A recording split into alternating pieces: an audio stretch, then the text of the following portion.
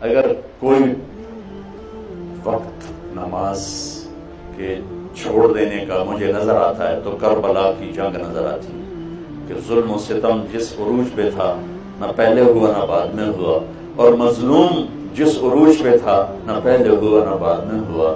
اور جب نماز کے لیے جب سورج ڈھلا یوں اور امام عالی مقام کی نظر پڑی سورج ڈھل گیا ہے تو آپ نے ایسے اشارہ کیا، زہیر آپ کے غلام شمر سے کہو نماز پڑھنی ہے، سبحان نماز پڑھنی۔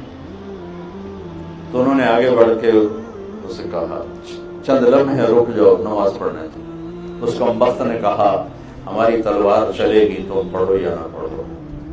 تو انہوں نے آ کر کہا کہ جی چھٹی نہیں ہے۔